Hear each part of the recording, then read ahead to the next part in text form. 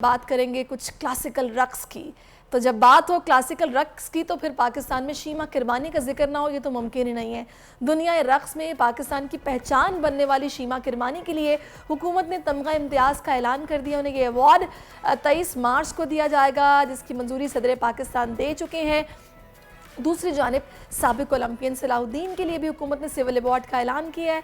तो दोनों living legends आज हमारे साथ हैं इस वक्त। सबसे पहले मुझे शीमा किरमानी साहिबा ने ज्वाइन किया है। शीमा साहिबा, अस्सलाम वालेकुम and welcome to our show. Thank you so much, बहुत बहुत शुक्रिया आप लोगों का कि आपने मुझे शो पे अपने बुलाया। शीमा साहिबा, सबसे पहले मैं चाहूंगी कि आप अपने तासुरात का इजहार कीजिए। आपको नामजद किया गया इतने बड़े अवार्ड के लिए। जी हाँ, मुझे सबसे पहली बात तो ये कहूँ कि मुझे बहुत बहुत ताज्जुब हुआ था जब ये, क्योंकि आपको पता है पाकिस्तान में रक्स का क्या सूरत हाल है, तो बहुत ताज्जुब की बात है कि इसको पहचान और एक्नॉलेजमेंट मिल रहा है। तो मुझे बहुत खुशी है इस बात की। ये नहीं कि मुझे अवार्ड मिल रहा है, मगर मैं समझती हूँ इस आर्ट फॉर्म को, एक इतनी खूबसूरत फ़न को मुझे तो उसके लिए ये अवार्ड लगता है। और ये फ़न जो हमारे पूरी तारीख का हिस्सा है कि मोहनजोदाड़ो से लेके आज तक का, तो फाइनली मैं ये समझती हूँ कि अगर इसको एक रिकग्निशन पहचान मिल रही है तो ये बहुत ही खुशी का मौका है।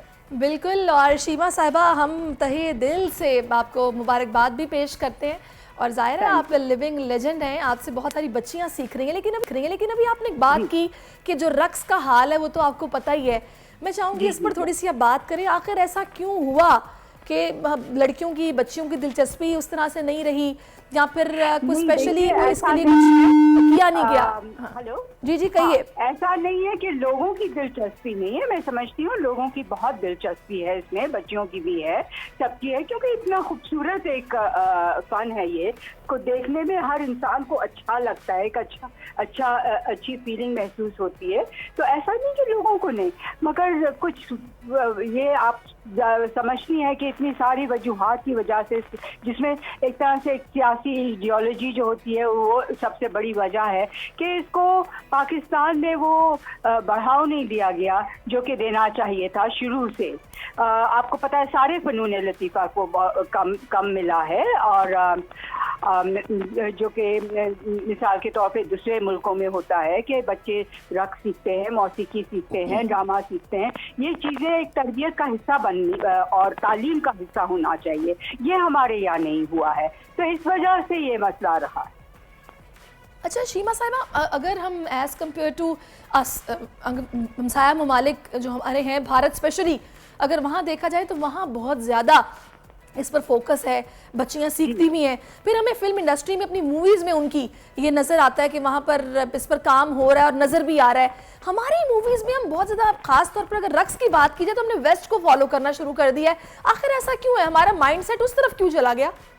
बिल्कुल सही कह रही हैं। मुझे लगता है कि ये बहुत अफसोस की बात है कि हम अपनी हेरिटेज को, अपनी सकाफत को इतना की तरफ नहीं देखते जितना हम वेस्ट की तरफ देखने लगे हैं। और ये तकलीफ़ें बात है, और ये बहुत मेरे ख्याल में नुकसानदेह भी है एक तरह से, क्योंकि देखिए कोई भी सकाफत को, कोई भी कल्चर को आगे बढ़ने के लिए पहले अपने तारीख से और अपने हेरिटेज से, अपने माजी से जुड़ना पड़ता है। जब वो जुड़ जाता है तभी वो आगे बढ़ सकता है, और ये हमने होने नहीं दिया। आपको पता है कि फिल्मों में फिर एक वक्त आया था कि रक्स ना सिर्फ फिल्मों में बट स्टेज पे हर जगह बैन कर दिया गया था। तो ये वजह भी है ना कि एक सही तरीके से इसको वो नहीं है, वक्त के साथ साथ नशोनुमा नहीं हुई इसकी। और अच्छा, दूसरा शीमा साहब एक चीज़ और, बिल्कुल आप ठीक कह रही हैं, जो मैंने ऑब्जर्व की है वो ये कि हम इस रक्स में देखते हैं कि रोमांस को अगर आपने एक्सप्रेस करना है अपनी बॉडी लैंग्वेज से तो आप कितने अच्छे अंदाज में कर सकते हैं। लेकिन अब जो रोमांस दिखाया जाता है वो तो ये चीज़ ही नहीं है। वो तो मेरा ख्याल है कि शायद आप समझ रही हैं मैं क्या कहना चाह रही हूँ? जी जी तो जी जी। ऐसा क्यों हाँ, है? तो असल में मुझे ये लगता है कि अफसोस की बात ये है कि हमारी जिंदगियों में से खूबसूरती, रोमांस, प्यार, मोहब्बत, ये चीज़ें ख़त्म होती जा रही हैं और हमें इस तरह से बांटा गया है, नफ़रतें फैलाई गई हैं, तो ये हर चीज़ पे असरअंदाज होता है ना। ये सारी चीज़ें, ये सिर्फ एक तरफ इसका असर नहीं दिखता, इसका हमारी सारी ज़िंदगी में असर दिखता है कि हम किस तरह का आर्ट क्रिएट करते हैं, किस किस्म की मौसीकी क्रिएट करते हैं। ये सारी चीज़ों का पे असर होता है इस चीज़ का कि आप अपने माजी से जुड़ना नहीं चाहते, उसको पहचानना नहीं चाहते। कुछ साल 71 गुजरा तो उसको भूल गया, 47 गुजरा तो उसको भूल गए, मतलब। और जो हम पहले थे और जो हमारी सकाफत रही है, जो इतनी खूबसूरत और इतनी भरपूर सकाफत थी, इंडस वैली सिविलाइजेशन की, उसको तो हम लोगों ने बिल्कुल ही छोड़ दिया ना, मतलब पहचान ही नहीं। बिल्कुल, हम फेस्टिवल्स तो बड़े अच्छे अंदाज में मनाते हैं, लेकिन हम ये कोशिश नहीं करते कि हिस्ट्री को, अपने कल्चर को याद रखने के लिए, उसको मनाने के लिए हमारी क्या काविश है, ये हमें नहीं मालूम। आपके ख्याल में, आपने भी कहा कि स्कूल्स के अंदर भी इसको करिकुलम में होना चाहिए, और ये एक्टिविटी ज़ाहिर है हेल्दी एक्टिविटी भी है कि रक्स आप कर रहे हैं, बॉडी मूव कर रहे हैं, तो आपकी एक्सरसाइज भी एक तरह से। तो आपके ख्याल में इसके अलावा क्या होना चाहिए कि इस चीज़ को प्रमोट किया जाए, अपने कल्चर को प्रमोट किया जाए? जी देखिए, सबसे पहले ये कि हमको अपने बच्चों को सिखाना चाहिए कि ये हमारी जिंदगियों का हिस्सा है। जब तक इंसान जिंदा रहता है ना, तो उसका बॉडी हरकत में रहती है। अगर हरकत में नहीं रहेगी तो वो जिंदा ही नहीं रहेगा। तो यही तो डांस है कि आपकी जिस्म भी हर वक्त डांस कर रहा है, आपका दिमाग के अंदर भी जो सेल्स हैं वो इधर से उधर जा रहे हैं, एक मूवमेंट में, एक हरकत में हर चीज़ है। तो सबसे पहली बात तो हमें ये सिखानी है, क्योंकि हमें ये जो एक तस्वीर बना दी है कि भाई रक्स जो है एक गंदी चीज़ है, बुरी चीज़ है, इसको ख़त्म करने की ज़रूरत है।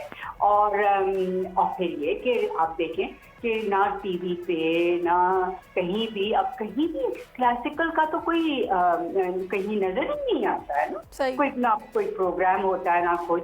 तो ऐसा क्यों कर दिया गया कि हम ना कोई क्लासिकल डांस ही नहीं देख सके? जब देखेगा नहीं तो उसको पहचान क्या होगी कि इसमें और फिल्मी डांस में फ़र्क क्या है? बहुत फर्क है ना शीमा साहिबा। लेकिन मुझे एक बात का अफसोस है, मैं चाहूँगी कि उस पर आप भी थोड़ी सी लबकुशाई कीजिएगा, अगर तो आप मेरी बात से इत्तेफाक करती हैं। आपको अवार्ड के लिए नामजद किया गया, बड़ी अच्छी बात है, हम इस पर बहुत खुश हो रहे हैं, आपको मुबारकबाद भी दे रहे हैं, आपको याद रखा गया है। लेकिन हुकूमती सतह पर इन चीज़ों के लिए कुछ उस तरह से एफर्ट्स नज़र नहीं आती हैं कि एकेडमीज़ बनाई जाएँ, इसको प्रमोट करने के लिए कैंपेन्स चलाई जाएँ, अपने कल्चर के लिए कुछ स्पेशली किया जाए।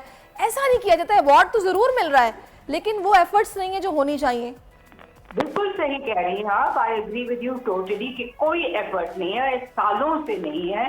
मतलब आप देखिए, 50 साल से तकरीबन मैं सिखा रही हूँ, तो सिर्फ इंफरादी तौर पे ना अपनी तरफ से, मतलब कोई हुकूमत की तरफ से कभी कोई सपोर्ट या कोई प्रोग्राम या कोई टूर या बाहर का टूर या यहाँ के ऑर्गेनाइज करने का फेस्टिवल कुछ भी नहीं रहा। तो ये जब तक नहीं बदलेगा तो सिर्फ एक आदमी को आपने अवार्ड दे दिया, उससे तो कुछ भी नहीं होगा ना। सही। चलें जी, उम्मीद अच्छी रखनी चाहिए। अभी जाहिर है आपको नामजद किया गया है, यानी कि एक्नॉलेजमेंट मिल रही है, तो इंशाल्लाह इस पर काविशें भी होंगी। बहुत शुक्रिया शीमा साहिबा, और एक बार फिर से आप मुबारकबाद। Thank you so much for giving us your time. आप लोग इस मुल्क पाकिस्तान में आजाद है।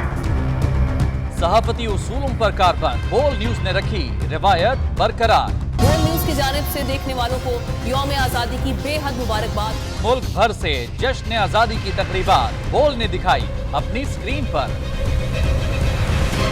पाकिस्तान के 76वें यौम आज़ादी का जश्न बोल ने सुनाई पाकिस्तान जिंदाबाद के नारों की गूंज। बोल की सबसे बड़ी ट्रांसमिशन में पाकिस्तान का नाम रोशन करने वालों ने दिए कौम को पैगामात। बेपनाह मुश्किलात का सामना करके इस मुल्क को हासिल किया। आज़ाद कौमों को बहुत सी कुर्बानियाँ देनी पड़ती हैं। 76 वालियों में आज़ादी का दिन जोश और खरोश के साथ मनाया, क्योंकि जिंदाबाद पाकिस्तान ये है बोल की पहचान। सब्सक्राइब करें और बेल दबाएं ताकि कोई खबर रह न जाए।